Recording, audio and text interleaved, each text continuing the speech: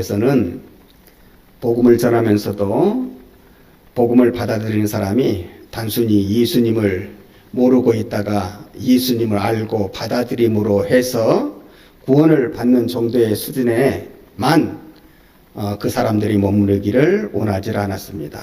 그러니까 구원을 기초로 하고 그 구원에 합당한 사람의 모습, 인격의 모습까지도 갖추기를 원했습니다.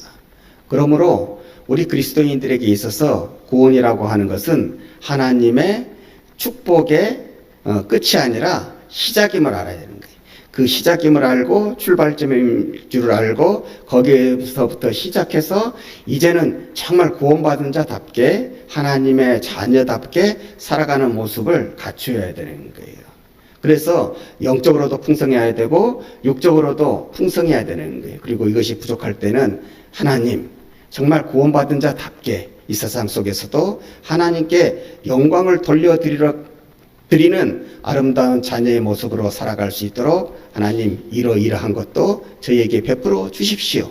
하나님의 영광을 위해서 살겠습니다. 이런 자세의 모습까지 우리가 있어야 된다고 하는 것입니다. 사도 바울은 그래서 자기가 항상 이 설교를 할 때나 편지를 할 때나 복음만을 전하는 것이 아니에요. 의인론이라든지 구원론이라든지 이렇게 교리만을 전하는 것이 아니라 교리를 전했으면 그 교리에 합당하게 사는, 그 복음에 합당하게 사는 그 사람들의 삶의 모습까지도 세세하게 세밀하게 전했던 것을 알 수가 있습니다. 그러니까 항상 그의 글을 읽어보면 생활의 윤리, 그리스도인으로서의 생활의 윤리까지도 함께 전함으로 말미암아서 그리스도인의 살아가는 모습이 세상 사람들에게도 큰 본이 되어지고 구별되어지기를 원했다고 하는 것을 우리가 알 수가 있는 것입니다. 이제 초대교회에 살던 시절에는 그래서 초대교인들의 모습이 세상 사람들의 모습과는 이렇게 확연하게 구분이 되어졌잖아요. 그래서 저 사람은 그리스도인이다. 확실히 맞네, 그리스도인. 이렇게 세상 안에서 살더라도 세상 사람과 그리스도인의 모습이 확연하게 구별되어졌었는데 요즘에는 안 그렇잖아요. 요즘에는 믿는 사람인지 안 믿는 사람인지 쉽게 구별이 되어지지 않습니다. 같은 이웃으로 살아도 아파트에서 이렇게 마주보고 살아도 저분이 예수 믿는 사람인지 안 믿는 사람인지 세상 사람인지 아닌지 잘 구별이 안 되는 거예요. 같은 교회를 다니지 않으면. 그래서 이제 주일날쯤 되면 이제 옆집에서 아니면 이웃이 혹시 손에라도 성경을 이렇게 들고 가고 있으면 저분이 예수 믿는 사람이 맞구나, 나하고 같은 사람이 맞구나 이렇게 생각하죠. 아니면은 이제 요즘에는 또 성경도 또 잘 안 들고 다니잖아요. 성경도 잘 안 들고 다니지만은 저들이 그냥 두런두런 얘기하는 소리가 들려요. 일요일이라고 하지 않냐고, 주일날이다, 교회 가자, 주의 날이다, 이런 것을 보면 저 사람이 예수 믿는 사람이구나 하는 것을 비로소 그때야 그렇게 깨닫고 있는 시대를, 이렇게 그리스도인과 비그리스도인의 차이가 확연하게 드러나지 않는 시대를 우리가 살아가고 있는 것입니다. 또한 어떤 의미에서는 요즘에는 그리스도인들이 오히려 존경의 대상이 되고 칭찬의 대상이 되기보다 오히려 비난의 대상이 되어지는 것도 우리가 보고 있지 않습니까? 저 사람 예수 믿는 사람이 왜 저래? 요즘 보면은 예수 믿는 사람들도 옛날 때하고는 달라. 옛날에는 그래도 예수 믿는 사람 하면 그래, 예수 믿는다고 하니까 우리가 믿을 수 있어. 예수 믿는 사람은 정직해. 옛날에는 우리가 이런 평가도 하고 이런 얘기도 우리가 한 적이 있었는데 지금은 예수 믿는 사람들이 더 지독해, 더 이기적이야, 더 자기밖에 몰라, 이런 평가를, 이런 비판의 소리를 오늘날의 시대에는 우리도 많이 듣고 있다는 사실입니다. 사도 바울이 있었던 그 초대교회 성도님들과 비교해서 볼 때 신앙과 삶의 차이, 그 괴리가 너무나 크다는 것을, 그래서 우리가 정말 많은 것으로 누리고 살아가고 있음에도 불구하고 많은 것으로 우리가 공급받으며 뭐 성경도 우리가 얼마나 말씀을 이렇게 쉽게 접할 수 있습니까? 우리가 찬송을 얼마나 열심히 부를 수 있도록 우리가 찬송가도 얼마나 가까이서 우리가 접할 수가 있습니까? 이렇게 복음에 훨씬 접해 있는 삶을 살아가고 있음에도 불구하고 그렇지 못했던 초대교회 성도들보다도 한참 뒤떨어진 수준의 신앙의 삶을 우리가 살고 있다고 하는 것을 우리가 알고 오늘 이 사도 바울의 말씀들을 통하여서 정말 그리스도인으로서 참으로 아름다운 모습들을 교회 안에서뿐만 아니라 교회 밖에서까지도 나타내며 살아갈 수 있는 우리가 되어지시기를 주님의 이름으로 축원을 드립니다. 요즘에 얼마나 기독교가 희화화되고 있느냐면요, 영화에 보면은 옛날에는 금기시했던 우리 종교에 대한 것들도 많이 나오게 되잖아요. 투캅스라고 하는 영화가 있는데 거기 이제 안성기라고 하는 분이 주연으로 나오는데 이분이 경찰인 거예요.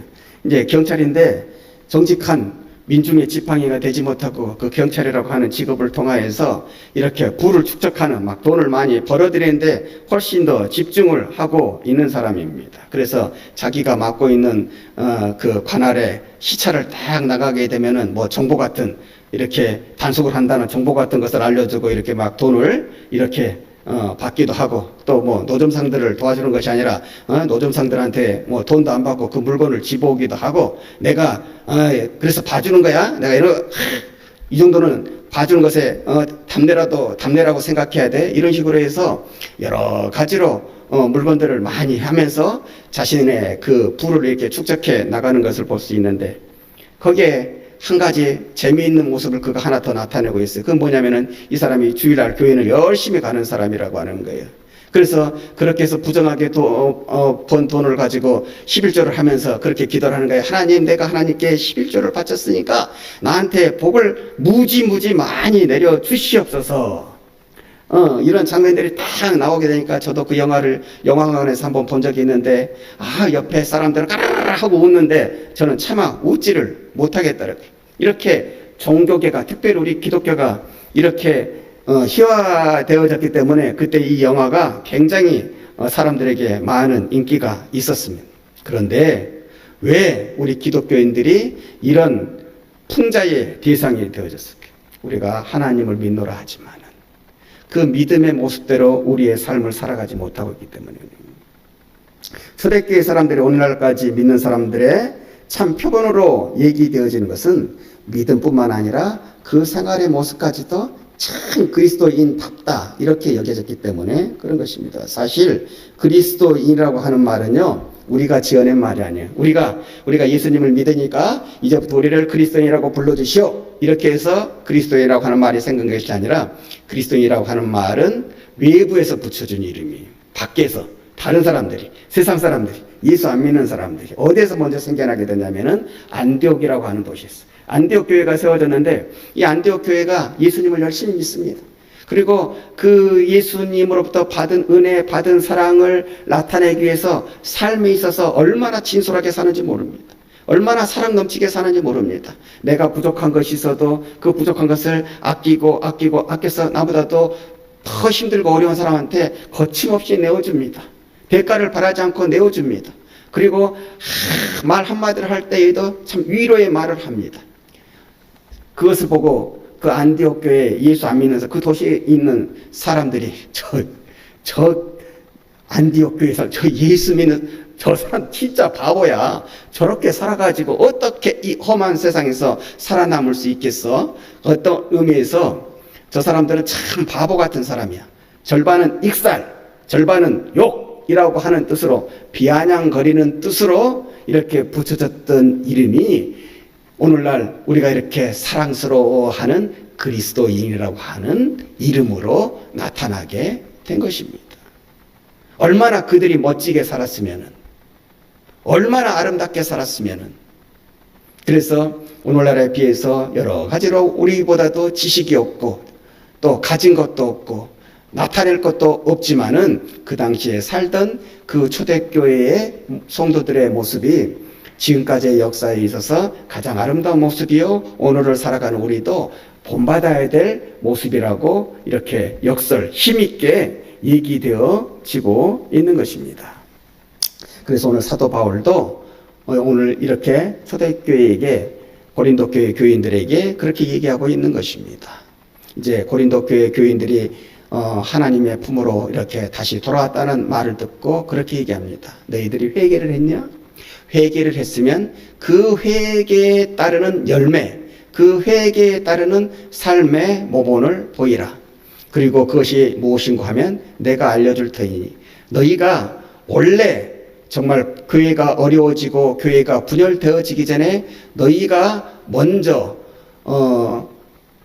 그 흉년에 들어있는 예루살렘 교회, 어떻게 보면은 우리의 모교회라고 할 수 있는 그 예루살렘 교회가 어려워지는 것을 보고 너희가 자진해서 그들을 도와주자고 하지 않았더냐, 연보를 하자고 하지 않았더냐, 구제를 하자고 하지 않았더냐, 그래서 그 돈을 모으자고 하지 않았더냐. 그런데 너희들이 언제부턴가 1년 전부터인가 그것이 싹 없어져 버렸지. 교회가 분란이 일어나고 교회가 어지러워지게 되니까 성도로서 해야 될 본부터 다 잊어버렸지. 좋은 마음도 잊어버렸지. 이제 너희가 하나님께 새롭게 회개하고 돌아왔으니 그 회개의 모본으로 이제 그 식어졌던 일, 그 중단되어졌던 일을 다시 하자, 이렇게 얘기하고 있는 것입니다. 그것이 10절로 11절에 나오고 있는데, 이 일에 관하여 나의 뜻을 알리노니 이 일은 너희에게 유익함이라.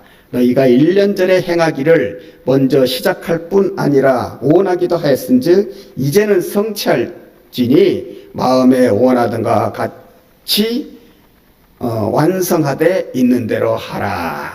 자, 예전에 멈췄던 일, 예루살렘 교회의 구제를 하기 위하여 연보를 보내는 일, 그 선한 일을 이제 다시 시작해서 그것을 마치자, 그것을 끝을 맺자, 이렇게 성취하자, 이렇게 얘기하고 있습니다. 그리고 12절에 할 마음만 있으면 있는 대로 받으실 터이요 없는 것은 받지 아니하시리라. 구제, 연보의 의미를 알려주고 있습니다. 구제는 예루살렘 교회가 받습니다마는 기실, 그것은 누가 받으시는 것입니까? 하나님이 받으시고 하나님이 기억하시는 것이라, 이 말씀입니다. 그러므로 너희가 지금 예루살렘 교회에 구제의 연보를 보낸다고 할 때 너희가 나보다도 못한 사람, 힘든 사람한테 그냥 내가 적선하듯이 이렇게 이런 마음으로 그들에게 돈을 보내는 것이 아니라 참으로 귀한 마음으로, 감사하는 마음으로, 하나님께 드리는 마음으로, 경건한 마음으로, 겸손한 마음으로 그것을 보낼 것이요, 인색한 마음으로 할 것이 아니라 참으로 마음에서 우러나오는 마음으로. 우리가 하나님께 드릴 때는 항상 우러나온 마음으로 드리잖아요. 또 그렇게 드리라고 하잖아요. 영보를 할 때에도, 구제를 할 때에도 그런 마음을 가지고 하라, 이렇게 말씀하고 있는 것을 우리한테 이렇게 보여주고 있습니다. 그리고 13절에 균등하게 하려 하심이라고 하는 말이 나오고 있습니다. 여러분, 나눠주는 자가 항상 주는 것만은 아닙니다. 우리가 누구를 도와준다고 할 때, 우리가 누구한테 베푼다고 할 때, 우리가 항상 내가 그 입장에 서 있다고 할 때 나는 주는 사람만 같고, 나는 받는 것은 하나도 없는 것 같고, 나는 항상 손해보는 것 같고, 뭐 그런 것 같지만은 사실은 그런 것이 아닙니다. 우리가 항상 베풀어주고 항상 나눠주고 항상 남에게 준다고 할 때에도 의외로 눈에 안 보이는 것으로 우리가 받는 것이 있다고 하는 것을 우리가 알아야 되는 거예요. 그건 기쁨입니다. 그것은 감사입니다. 여러분, 세상 사람들도요, 봉사하는 것을 마저못해서 하는 사람 별로 없습니다. 봉사하는 것을 기쁨으로 하는 사람으로 하는 사람이 있습니다. 감사로 하는 사람들도 있는 것입니다. 마찬가지로 우리가 남한테 준다고 할 때에는 항상 주는 것만 아니라 받는 것이 있다고 하는 것을, 특별히 예루살렘 교회에 연보를 보낸다고 했을 때 이분들은요, 참 이렇게 생각해야 되는 거예요. 우리가 어쨌든 간에 모교회가 되는 그 예루살렘 교회로부터 이 사도 바울이 선교사로 파송을 받아서 어찌어찌해서 하나님의 은혜로 우리에게까지 그가 와서 그가 우리에게 복음을 전해줌으로 말미암아서 우리가 그리스도인이 되었으니, 참으로 이 영적인 은혜를 받았으니 이제 이 물질적인 것으로 그들에게 갖는다고 해서 우리가 자랑할 것도 아니요, 물질적인 것으로 우리가 그 영적인 받은 것에 대해서 우리가 보상을 한다고 할 때 정말 받은 것에 비해서는 지극히 부족하다고 할 수밖에 없으나 그나마 그 사람들이 필요해서 우리가 주는 것이니 이게 얼마나 감사한 것이요 은혜인 것이요 정말 예루살렘 교회 교인들에게 더욱더 정말 감사하는 마음으로 이 연보를 드린다고 하는 이런 은혜로운 마음이 사도 바울은 고린도 교회 교인들에게 있어야 한다고 하는 것을, 그러므로 말미암아서 너희가 더욱더 가까워지는 것입니다. 사실은 모교의 그 예루살렘 교회와 이 고린도 교회, 자교회 같은 이 고린도 교회에는 이렇게 큰 교류와 소통이 별로 없었습니다. 그 옛날에는 이렇게 교통도 불편하고 그랬었으니까. 그런데 그러므로 말미암아서 접촉이 부족하니까 가까워질 그것도 부족했는데 이제 이 연보를 보냄으로 말미암아서 서로가 더 가까워지는 계기도 된 것입니다. 우리가 정말 옛날 하나님의 은혜 가운데에 바울 선교사를 파송을 해서 저렇게 고린도 교회를 세웠는데 그 미력하다고 생각했던 그 고린도 교회가 잘 성장을 해서 우리를 도우는 위치에까지 왔으니 참으로 하나님의 역사는 크도다. 하나님의 은혜는 크도다. 하나님의 은혜는 놀랍도다. 정말 하나님께 감사하다. 그렇게 생각하면서 그것으로만 끝나겠습니까? 이제 이 고린도 교회가 더 잘 성장해 갈 수 있도록 기도하지 않겠습니까? 이렇게 해서 더 가까워지는 것입니다. 하나가 되는 걸. 그래서 균등하게 되는 것입니다. 한쪽이 높은 것이요 한쪽이 낮은 것으로 생각되는데 이제 이쪽이 이쪽을 도와주고 말미암아서 서로가 이제 평등하게 되는 것입니다. 이렇게 함께 가게 되는 것입니다. 서로를 위해서 기도하고 감사할 줄 알게 되는 것입니다. 바로 이것이 균등하게 되어진다고 하는 말로 표현되어지고 있는 것입니다. 사도 바울은 이렇게 균등하게 하려 하는 하나님의 은혜 속에 돌아가는 자가 되지 말고 거기서 멀어지는 자가 되지 말고 기쁜 마음으로 즐거운 마음으로 참여하는 자가 되십시오. 그것이 여러분의 할 일입니다. 회개하고 다시 한번 하나님께로 돌아온 그리스도인의 참된 모습입니다. 이렇게 설파를 하고 있고 이제 이 고린도 교회가 그것을 잘 받아들여져서 이제 사도 바울이 거기에서 연보된 돈과 또 마게도냐 다른 교회에서 연보된 돈을 가지고 이제 3차 선교 여행을 끝마치고 이제 예루살렘 교회로 이렇게 가게 되는 결과도 가져오게 되는 것입니다. 이렇듯 사도 바울은 복음을 전하면서 그리스도인의 생활 철학까지도 같이 전했습니다. 그래서 우리가 복음을 전달할 때 단순히 예수님을 우리가 믿게 될 때 어떤 복을 받게 될 것인가 거기에다만 우리가 심취하고 살아가는 것이 아니라 이 땅 속에서도 예수 믿는 자로서의 그 복을 받은 자로서의 모습이 어떠해야 되는가 이것까지도 생각할 줄 알아야 진정으로 성숙한 우리 크리스찬이 될 수가 있는 것입니다. 또 그렇게 살아야 삶의 목적이 삶의 방향이 분명해지는 것입니다. 성경은 우리가 그렇게 삶으로써 세상에서의 빛과 소금의 자리를 감당하라고 말씀하고 있는 것입니다. 우리 사랑하는 한송교회 모든 믿음의 식구들과 함께하는 가족들과 고속들까지도 이렇게 주 안에서 이 말씀 안에 하나가 되어져서 살아가고자 기도하고 애쓰고 수고할 때에 하나님께서 그렇게 되기 위한 영과 혼과 몸에 축복이 있다면 사랑하는 여러분들의 마음의 중심을 보시고 그 모든 것들에 있어서 부족한 것들을 다 채워 주실 것입니다.